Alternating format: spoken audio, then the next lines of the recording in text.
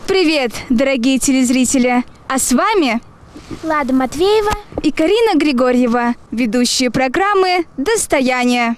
Лад, а куда мы сегодня идем? Сегодня мы идем в гости к активисту, К спортсмену к начальнику отдела физической культуры и спорта и просто хорошему человеку. к Искандеру Набиуловичу Мингалееву. Здравствуйте, Искандер Набиулович. Нашу беседу мне хочется начать с вашего детства. Где вы учились? Были ли вы спортивным ребенком? И откуда такой интерес к спорту? Добрый день, дорогие друзья. Все мое детство прошло в микрорайоне БАМ. Я коренной бамовец. Мое детство начинается с годика, в том дворе, в котором мы сейчас с вами были, и продолжается до сегодняшнего дня. Я учился, соответственно, в 7-й школе. Хочу сказать, что я учился в том классе, который первым пошел, первый класс, который начинал учиться непосредственно в 7-й школе, и все 11 лет проучился непосредственно в этой школе. До того все ребята, которые проживали в микрорайоне БАМ, они ходили учиться в школу номер 1, которая располагается в западном микрорайоне.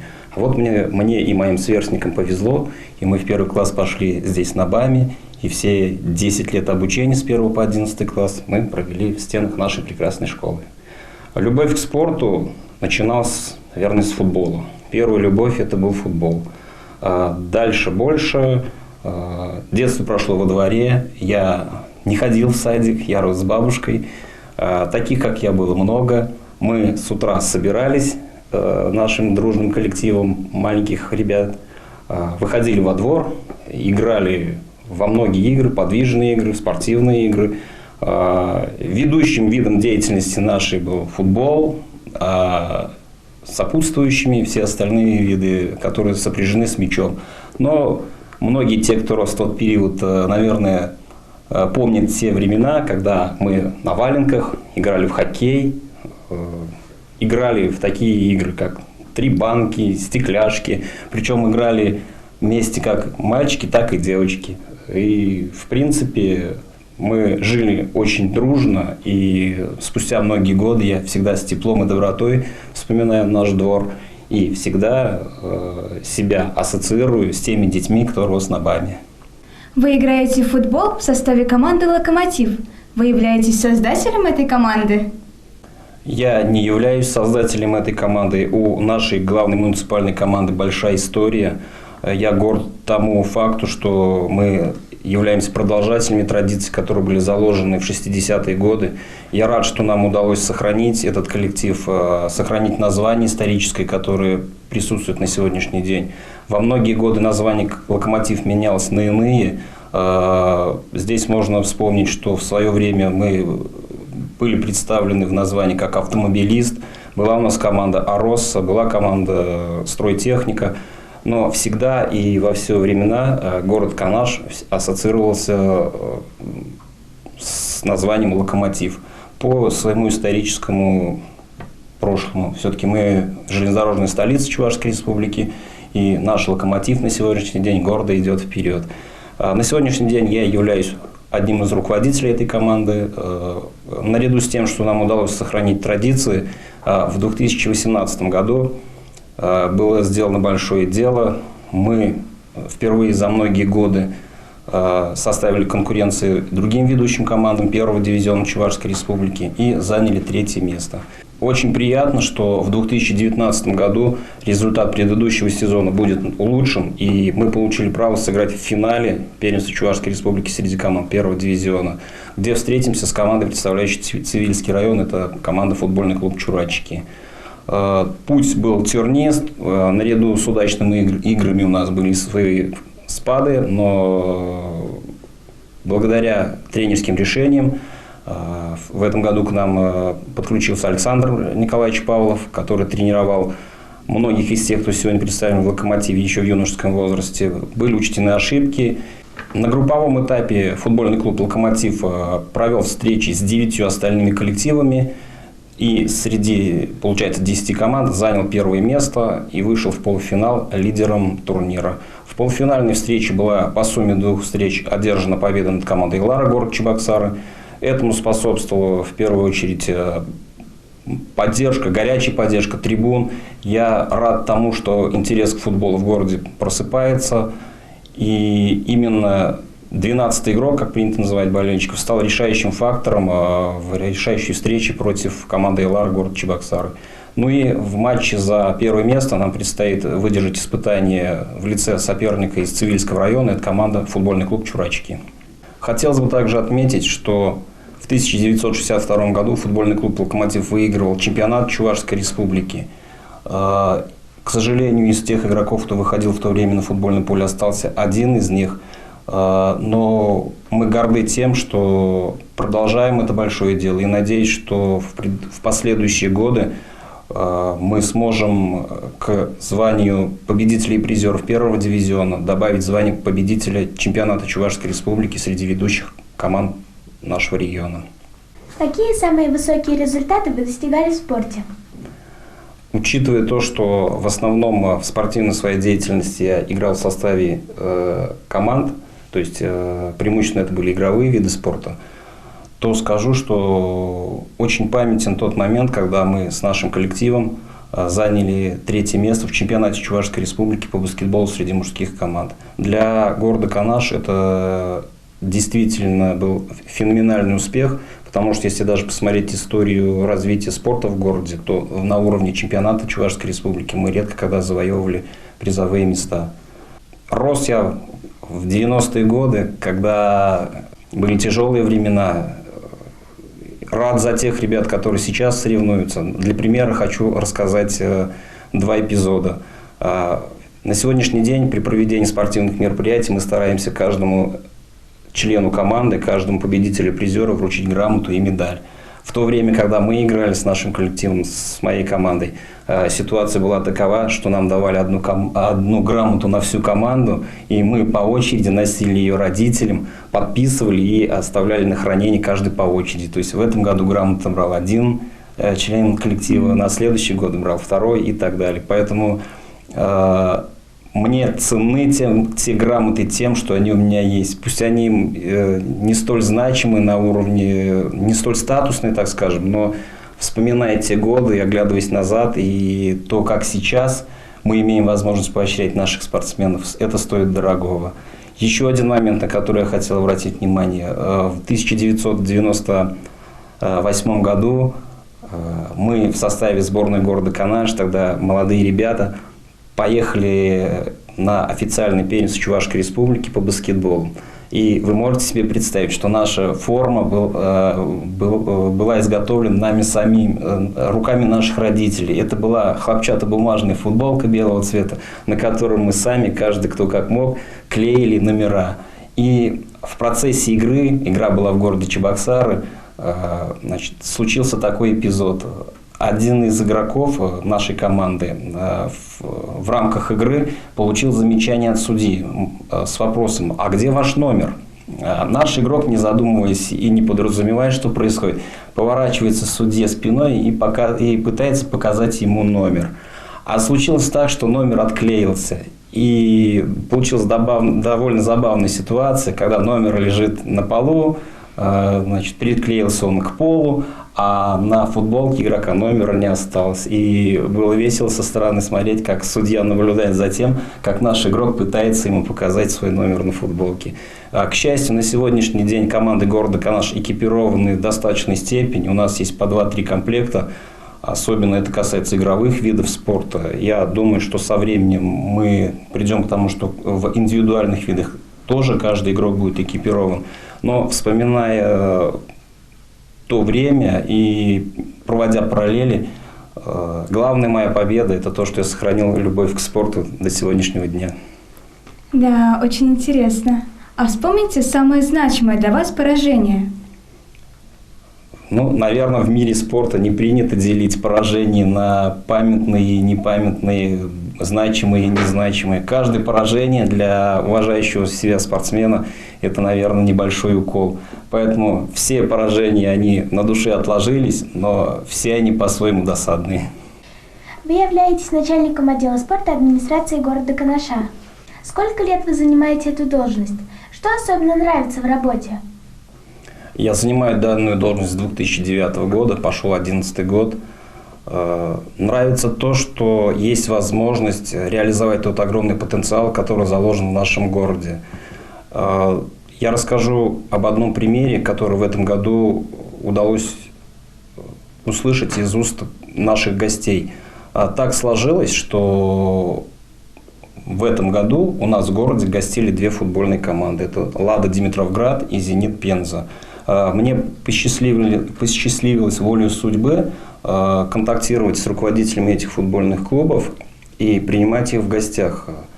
Мы их разместили в гостинице нашего города, мы показали экскурсию, мы дали возможность им потренироваться на нашем футбольном поле. И по отзывам вот этих двух команд, ребят, руководства, они оба в один голос заявили о том, что у города Канаш большой потенциал, и то, что мы на уровне других малых городов выделяемся своей перспективностью и своими возможностями. Это касается как спортивной части, так и инфраструктуры. Наш стадион, сейчас располагающий искусственным футбольным газоном, будет реконструирован еще более, и сейчас идет большая работа по укладке беговых дорожек на территории стадиона, и на месте старых асфальтовых дорожек будет современное покрытие. Также будет благоустроена хоккейная коробка, внутри которой появится многофункциональная спортивная площадка. Если вы обратите внимание, очень большая кропотливая работа в плане развития спортивной инфраструктуры сейчас проводится в городском парке культуры и отдыха. Очень впечатляет трудоспособность главы администрации Виталия Николаевича Михайлова, который сам своим личным примером, своим энтузиазмом решает задачи по благоустройству данных территорий. Здесь можно говорить как в общем о городе, так и в частности об нашей отрасли. Если вы обратите внимание, в парке сейчас обустроена площадка для скейтбординга, обустроена новая баскетбольная площадка, на которой можно играть в баскетбол в рамках уличного варианта данной игры. Построено великолепное ядро с тренажерами, внутри которого располагаются тренажеры на различные группы мышц, и которые общедоступны для всех граждан. И рядом с данной тренажерной площадкой располагается новая волейбольная площадка. Данная работа будет продолжена. Нас впереди ждет ядро для шахмат и шашек.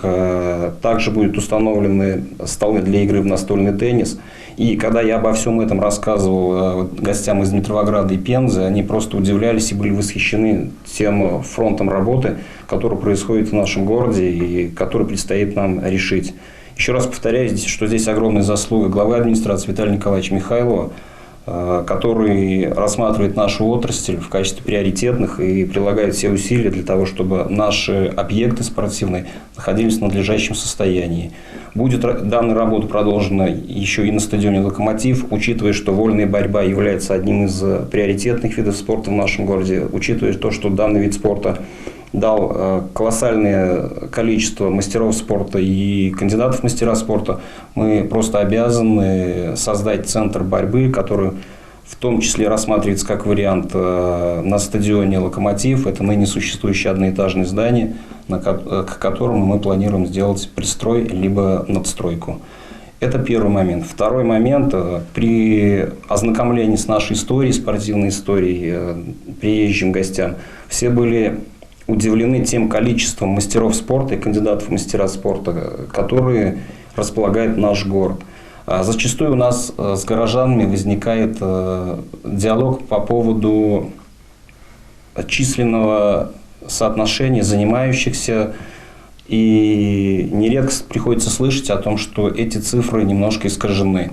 Есть массовый спорт, в рамках которого не стоит задача пересчитать досконально на каждом массовом мероприятии каждого участника. Но есть те моменты, которые отражены законодательно. То есть есть приказы Министерства спорта Российской Федерации, есть приказы Министерства спорта Чувашской Республики, в которых четко и ясно прописаны достижения того или иного спортсмена. Я с гордостью готов сегодня сказать, что за 10 лет работы из числа воспитанников города Канаш, которые занимаются в спортивных секциях, ДЮСШ Воронкова, ДЮСШ Локомотив, доросли до мастеров спорта 15 человек, 51 человек значится в числе кандидатов в мастера спорта, и 454 человека получили первый спортивный разряд. То есть те цифры, которые официально подтверждены соответствующими органами, и при подаче документов на вручение того или иного звания, на присвоение того или иного звания, поверьте, что просмотр документов идет на очень высоком уровне, и приписок там просто быть не может. Поэтому данные цифры, они показывают реальное соотношение нашей работы, и мне очень приятно отметить, что данным фактом были очень поражены наши гости. Те примеры, о которых я рассказал, это касается футбольных команд, но здесь можно продолжить. Зачастую у нас в гостях бывают, учитывая наше географическое расположение и наличие железнодорожного вокзала, представители многих видов спорта, и лыжные гонки, и вольная борьба, и очень многие другие виды спорта здесь бывают представлены. И в разговоре с ними они тоже всегда удивляются тому, что нам из года в год удается сохранять ту высокую планку, которая была заложена нашими предшественниками. У нас в городе бывает очень много высоких гостей, и я хочу сказать, что они помнят о городе, они всегда с теплотой вспоминают. Здесь я расскажу один момент, который связан с прославленным спортсменом, которого вы наверняка все знаете. Это Юрий Барзаковский, на сегодняшний день возглавляющий Федерацию легкой атлетики Российской Федерации. В 2010 году он был у нас в городе, еще тогда действующим спортсменом, который готовился к Олимпийским играм, чемпионом Олимпийских игр. Он заглянул к нам в гости при проведении первенства Чувашской Республики по кроссу, который проходил в городском парке культуры и отдыха. Мы имели возможность поговорить с ним, очень открытый человек, очень позитивный, очень хорошо настроен к нашей республике, постоянно гостит у нас, даже в свое время проводил учебно-тренировочные сборы в городе Чебоксары. Он ответил на все вопросы, причем в числе задававших были не только ребята города Канаш, но и, учитывая, что соревнования республиканские были ребята многих соседних муниципалитетов, ну и всей Чувашии. И в разговоре была та теплота и то пожелание, чтобы легкая атлетика, в частности, и спорт в городе Канаш Чувашской Республики развивался. О данном разговоре я вспомнил спустя 5 лет. В 2015 году в городе Чебоксары проводился командный чемпионат Европы по легкой атлетике. И там Юрий Барзаковский уже был в качестве тренера, то есть он завершил свою большую спортивную карьеру. Я подошел к нему, поздоровался, представился, на что я получил совершенно шикарный ответ, который дал позитив на многие годы вперед. Он посмотрел, сказал: «Канаш, а я же был у вас в 2010 году в вашем городском парке». И это было сказано с такой теплотой и так, на таком бытейском языке, что мы, канашцы, кто находились рядом со мной, были поражены тем фактом, что такая глыба российского спорта помнит город Канаш. Таких примеров можно рассказать много, и когда вот о них вспоминаешь, и когда видишь, сколько сейчас делается для того, чтобы наш спорт двигался вперед, не стоял на месте, конечно, хочется быть в гуще этих событий, помогать и главе администрации, и всем тем, кому не безразличен спорт, для того, чтобы в последующем уже новые спортсмены, которые приезжают нам, будь то соревновательная деятельность или же просто проездом бывает в городе Канаш, оценили нашу гостеприимность и при этом признали спортивные успехи. Также хотелось бы, чтобы те спортсмены, которые сейчас у нас занимаются в спортивных школах, в последующем, когда поедут учиться в другие учебные заведения, жизнь так складывается, чтобы они с теплотой вспоминали о городе Канаш и о спортивных секциях города. Потому что та подготовка, которую мы закладываем в ребятах на сегодняшний день, она, я могу сказать уверенно, помогает им в дальнейшем в учебе. У нас есть очень сильные тренера, очень сильные преподаватели, которые на самом деле помогают ребятам в последующем себя найти и реализовать в этой нашей жизни. У нас очень много ребят, кто прошли через нашу спортивную секцию, кто очень хорошую карьеру, очень о себе заявили громко и четко во многих отраслях. В качестве примера я упомяну, что у нас есть такие ребята, которые после переезда в другие города во время обучения выполняли мастерские разряды по таким сложнейшим видам спорта, как, например, военно-спортивное многоборье. И когда они вспоминают с душевной теплотой о тренерах города Канаш, о нашей отрасли, становится приятно и хочется знания и умения передать еще и последующему поколению. Искандер Набиулович, расскажите нам о результатах недавней вашей поездки в Нижний Новгород на форум «Россия. Спортивная держава». Да, мне удалось побывать в числе участников на международном форуме «Россия. Спортивная держава», который прошел в городе Нижний Новгород. Здесь была возможность поучаствовать на дискуссионных площадках, была возможность ознакомиться с теми стендами, которые были представлены в рамках форума. Была прекрасная возможность, опять-таки, пообщаться с великими спортсменами, которые массово были представлены и которые делились своим опытом в рамках данного форума. Ну и, конечно же, отдельной строкой это стоит выступление Владимира Владимировича Путина, которое добавило дополнительной энергии и дополнительной мотивации для того, чтобы в городе Канаш реализовать те идеи, которые были озвучены. В частности, Владимир Владимирович озвучил такую мысль, что спорт высших достижений невозможен без массового спорта.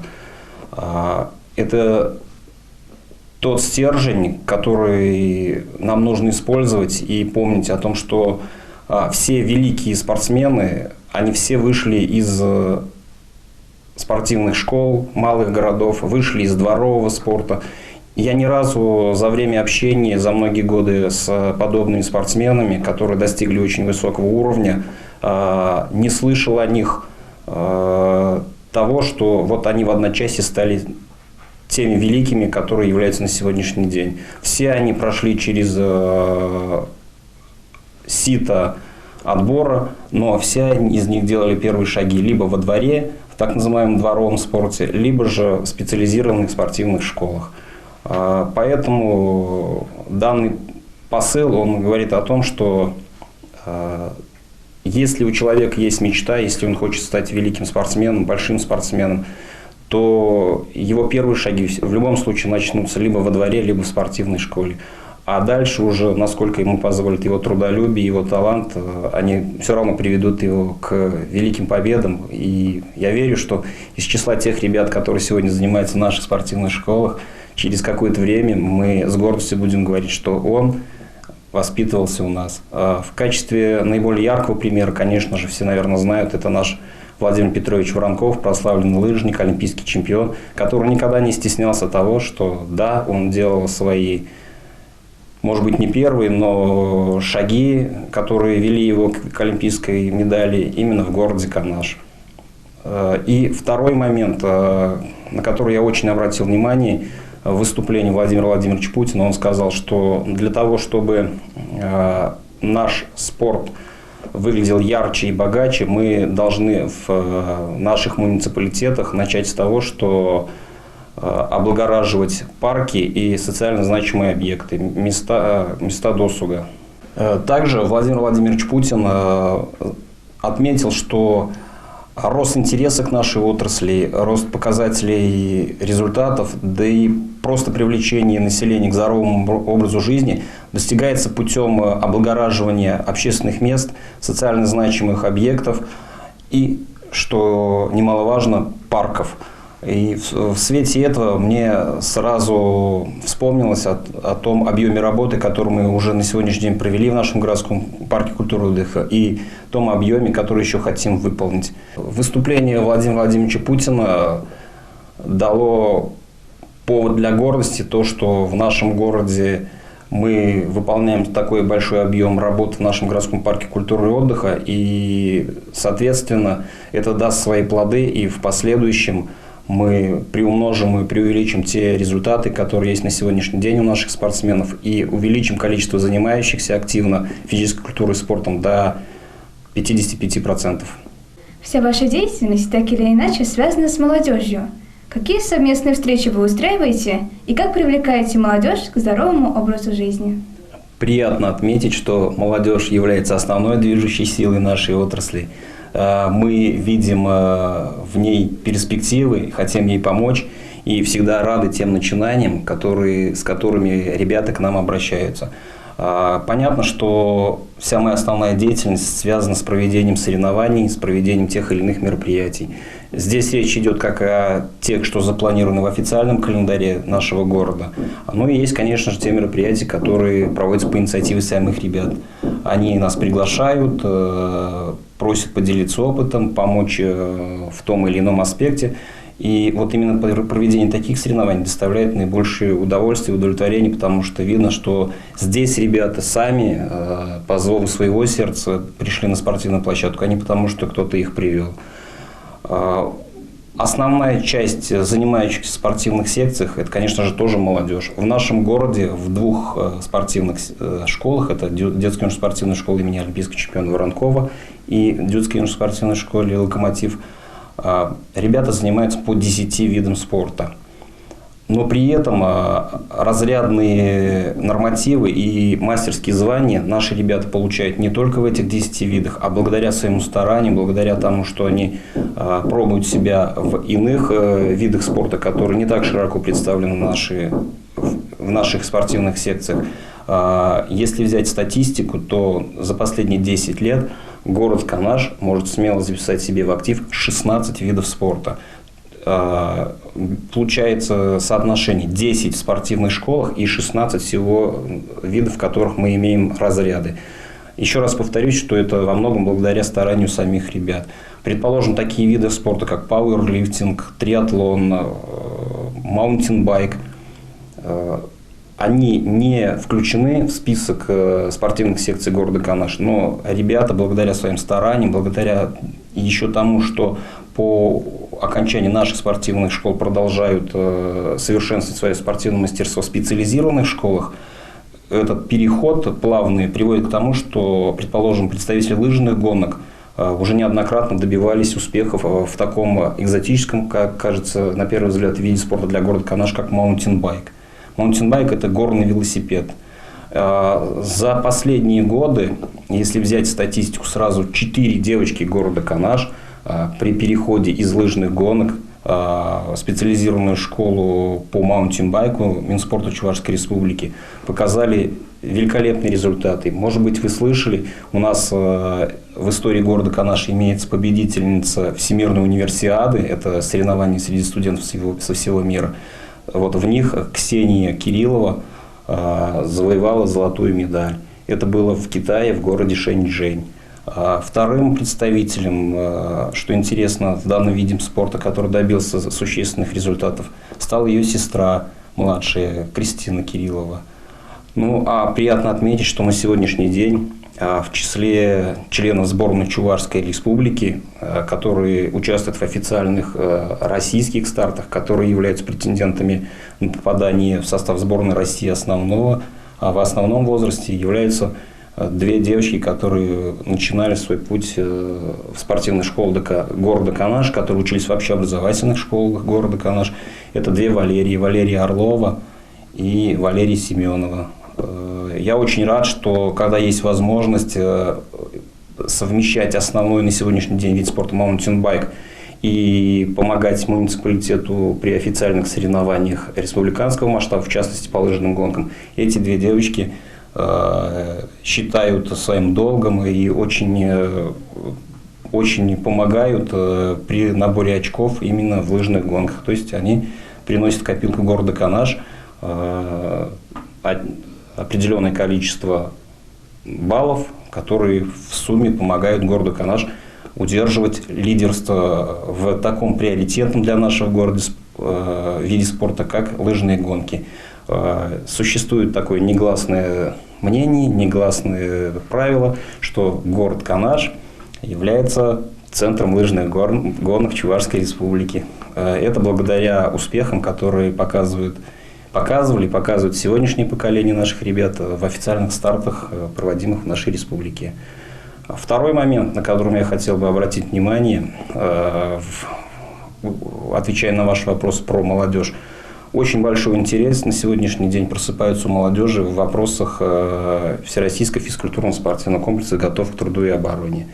В 2015 году в городе Канаш официально был зарегистрирован центр по приему тестовых испытаний комплекса «Готов к труду и обороне». На сегодняшний день с успехом это дело продолжается.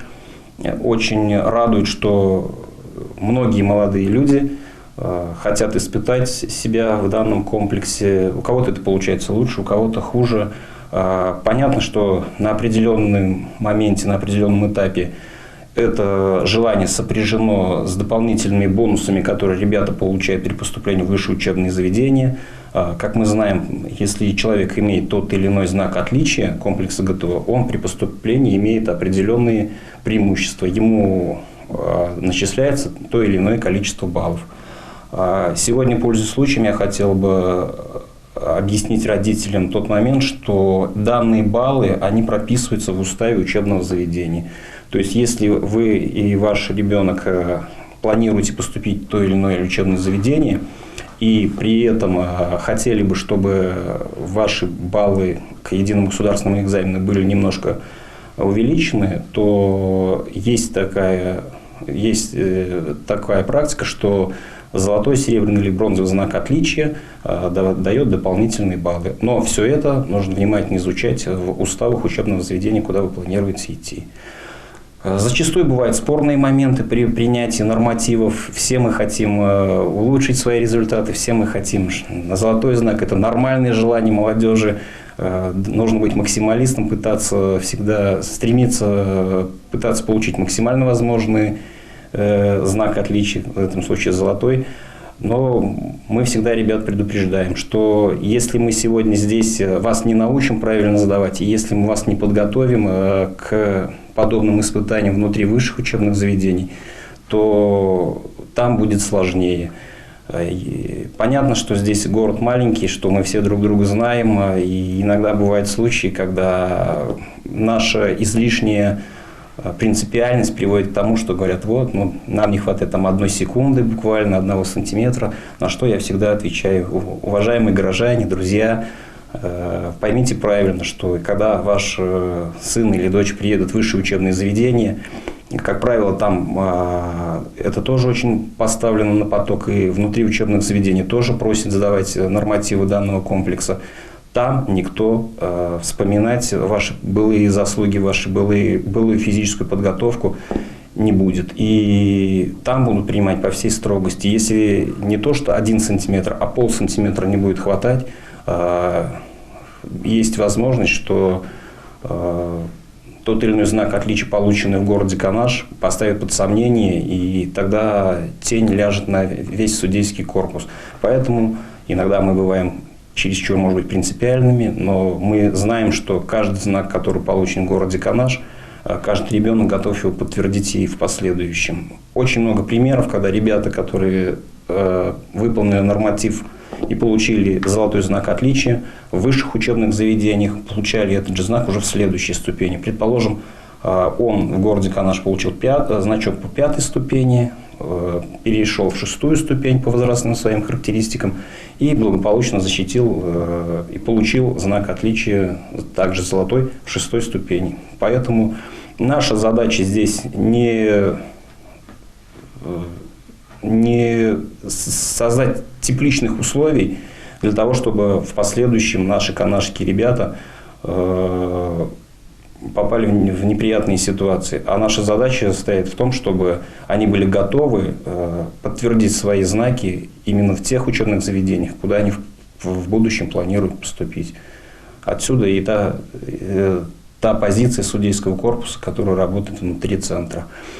Пользуясь случаем, я хотел бы еще раз напомнить родителям о том, что на сегодняшний момент немножко изменилось законодательство в плане вручения знаков отличия. Если в предыдущие годы отчетный период завершался 30 июня, и, соответственно, ребята получали знаки только в июле месяце, что создавало определенные трудности при поступлении, ребята не могли воспользоваться до конца своими преимуществами, то сейчас на уровне Минспорта Российской Федерации принят нормативный документ, по которому отчетный период будет заканчиваться 31 декабря. То есть те, кто в 2020 году планирует при поступлении в высшее учебное заведение воспользоваться преимуществом наличия того или иного знака в отличие ГТО, на сегодняшний день должны задуматься и приступить уже сейчас, в 4 квартале, к выполнению тестовых нормативов. Потому что после 31 декабря система оставит время для досдачи или пересдачи только для тех, кто претендует на серебряный и бронзовый знак. А закроется следующий период, соответственно, уже 31 декабря 2020 года. Поэтому еще раз повторяюсь, что те, кто хочет воспользоваться, должны в 4 квартале 2019 года постараться сдать тестовые испытания. У нас налажена связь со всеми учителями физической культуры города Камыш. Мы никогда никому не отказываем. Если тот или иной преподаватель физической культуры выходит с инициативой и приглашает судейский корпус для сдачи, мы всегда с удовольствием откликаемся и приходим. В том числе для того, чтобы помочь молодежи быть подготовленными уже к последующему обучению в высших учебных заведениях. В качестве положительных примеров я сегодня хотел бы привести коллективы школ номер 8, номер 6, в которых дети массово сдают тестовые нормативы. Ну и с началом нового учебного года очень активно подключился к этому процессу лицей государственной службы управления, который выбрал 2 дня и практически всем списочным составом школы вышел на сектора, расположенные рядом со школой, и попробовали сдать тестовые испытания по всем видам, которые это было возможно на данной территории. Пользуясь случаем, хотел бы в продолжении разговора про тестовые испытания комплекса ГТО активизировать взрослое население. Данный комплекс он не ограничивается рамками молодежи. В комплексе 11 ступеней, и все возрасты имеют свои определенные нормативы, свои критерии, по которым можно знать и получить тот или иной знак отличия. Сегодня, пользуясь случаем, я хотел бы для примера отметить, что имеются целые коллективы, которые активно на сегодняшний день подключены к данному комплексу и которые уже начали сдавать тест. Либо сдали, либо продолжают сдавать, находятся в активной фазе сдачи нормативов. В первую очередь это коллектив учителей школы номер 3. Из производственных предприятий организации я бы отметил Канашский межтерриториальный медицинский центр, который очень активно принимает участие, и практически каждый второй член данного коллектива претендует на тот или иной знак отличия комплекса «Готов к труду и обороне». Ежегодно зимой вы с молодежью микрорайона БАМ заливаете каток, чистите его. Расскажите, пожалуйста, как давно работает каток, чьими стараниями он был построен? Говоря про каток, расположенный в нашем микрорайоне, наверное, это продолжение предыдущего вопроса. Это опять-таки инициатива молодежи, которая проживает в нашем микрорайоне. Каток был построен в 2015 году. Много интересных моментов, много чего запомнилось с момента строительства, с того момента, когда вообще появилась возможность его построить именно там, где он сейчас стоит, потому что было много рассмотрено предложений с других микрорайонов, но жители микрорайона БАМ в тот момент проявили наибольший интерес и на самом деле поверили в то, что это благое начинание.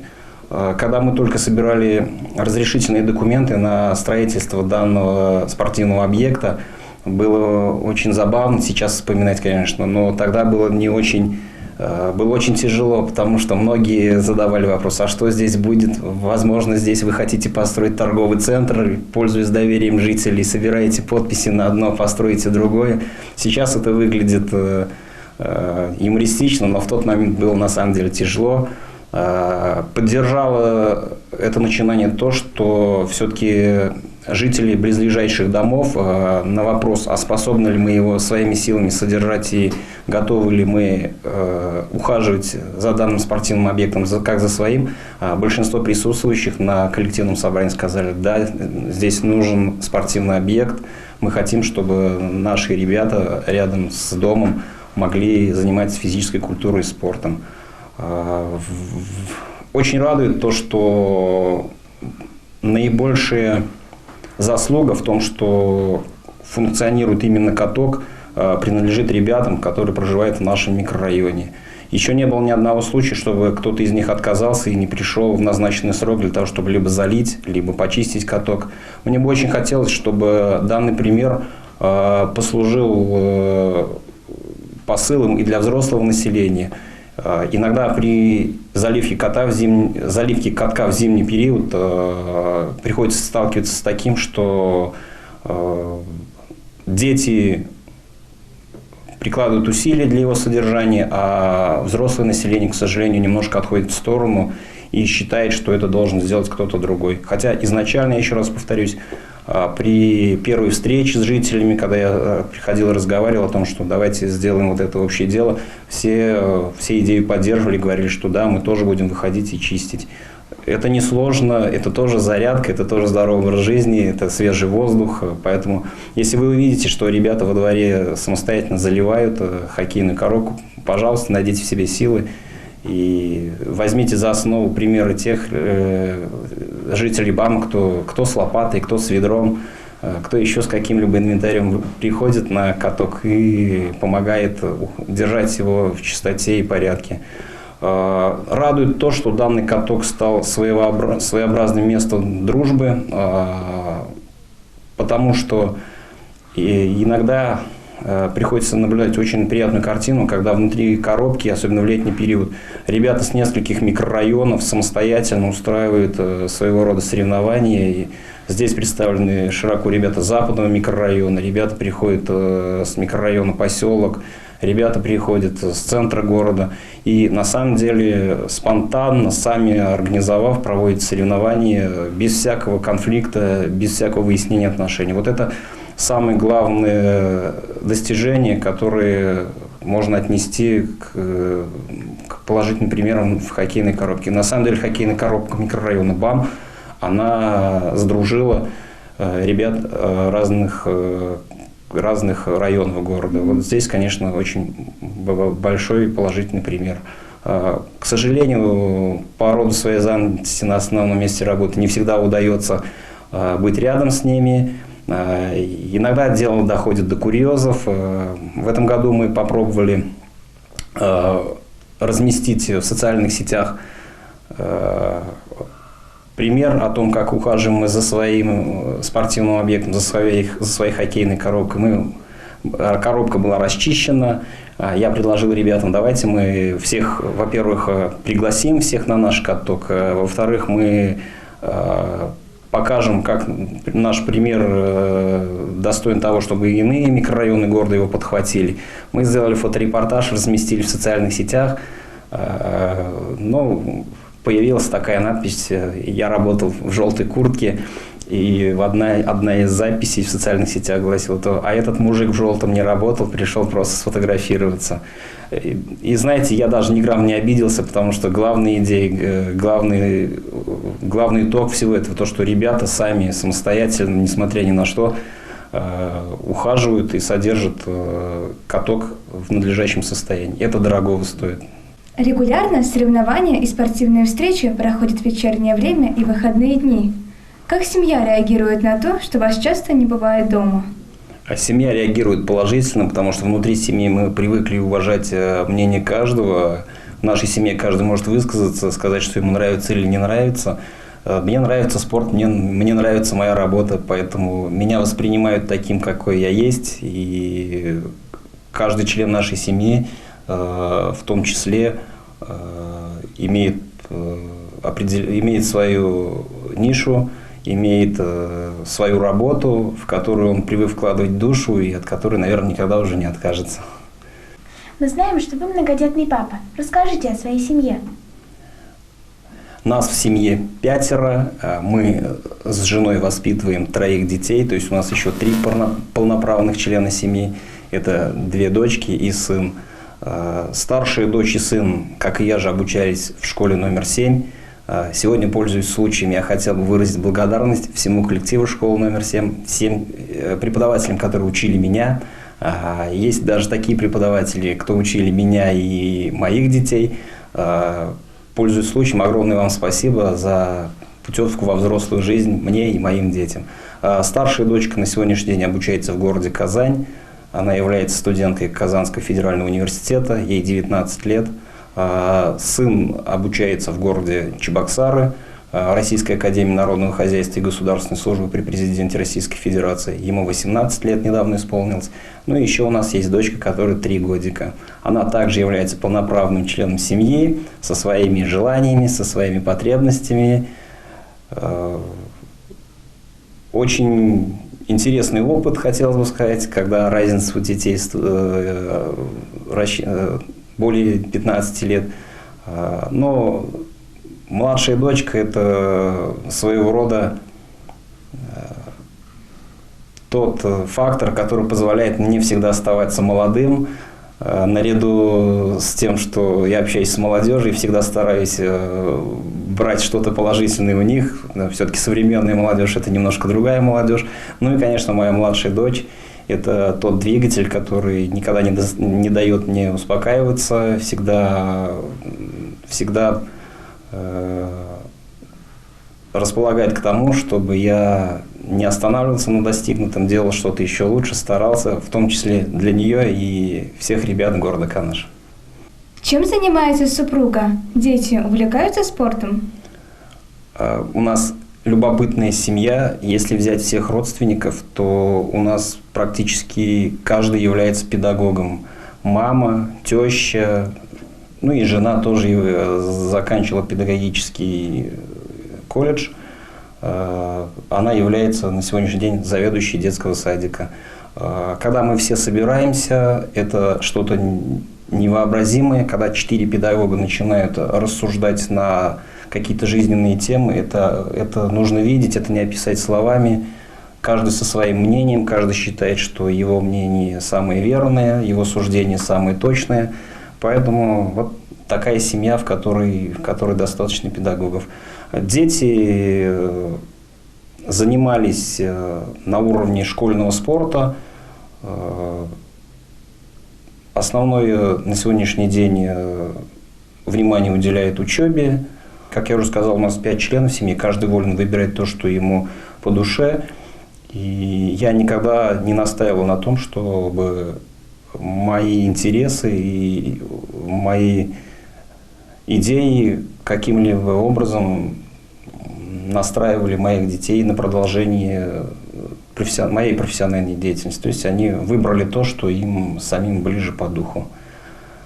Может быть, возможно, это и правильно, потому что убивать в детях личность, это, наверное, было бы не совсем правильно. Поэтому я всегда всем советую по своему личному примеру, что у вас на душе, что бы вы хотели в этой жизни увидеть и осуществить, оно всегда должно быть в приоритете. Мечта позволяет нам жить, мечта позволяет идти вперед, покорять новые какие-то вершины. И, наверное, будет любопытно узнать, что по окончании 11 класса у меня при поступлении, при выборе в последующей профессии стоял выбор. Наверное, я сегодня открою секрет, который мало кто знает. Изначально я планировал поступать на исторический факультет, несостоявшийся историк, но надеюсь, тот человек, который свою детскую мечту, связанную со спортом, с футболом, с физической культурой, оставил в душе до сегодняшнего дня. То есть через все эти годы я эту любовь в себе пронес. И на сегодняшний день ни грамма не сожалею о том, что моя любовь к спорту переборола мой, так скажем, исторический интерес. И советую всем в этой жизни прислушиваться к своему сердцу и выбирать ту сферу деятельности, которая вам больше всего нравится. Это наиболее верный подход к тому, чтобы в последующем сказать: я ни о чем не сожалею. Уважаемые друзья, спасибо за то, что нашли эфирное время для того, чтобы охарактеризовать те положительные моменты, которые имеются в нашем городе, которые будет еще достаточно. Спасибо за то, что дали высказаться по поводу развития нашей отрасли.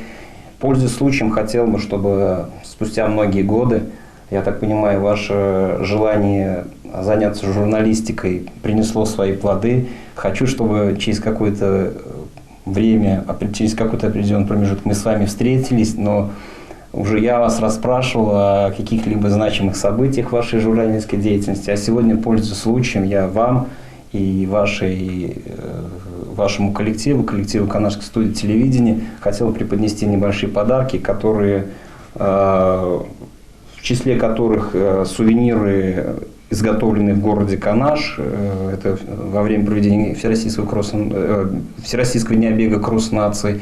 Я знаю, что у журналистов есть привычка, да и она иногда присутствует, чтобы с каждого мероприятия, чтобы осталось что-то памятное. Но мне будет очень приятно подарить вам сувениры, которые нам вручались во время Международного форума «Россия спортивная держава».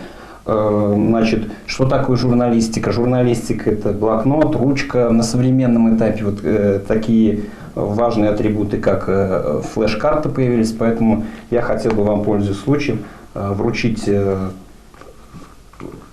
блокноты, ручки и небольшие сувенирчики с логотипами Международного форума «Россия спортивная держава». Спасибо. И всей вашей бригаде, учитывая нелегкий труд, что иногда приходится снимать репортажи в не совсем благоприятных климатических условиях, иногда под дождем приходится мокнуть. Я вот такой еще небольшой презент всей съемочной группе. Это дождевик, для того, чтобы непогода не мешала вашей работе. Искандер Набиулович, спасибо вам большое за интересную беседу. Желаем вам нескончаемой энергии, успехов, удачи и новых карьерных побед. Спасибо вам большое. Желаю оптимизма, удачи и успехов во всем. Спасибо огромное. Спорт – это жизнь, а не игра. Спорт – распорядок дня с утра. Спорт, дисциплина, тяжкий труд – это праздник и триумф. На этом мы заканчиваем нашу передачу. Но мы с вами не прощаемся, а всего лишь говорим: до новых встреч!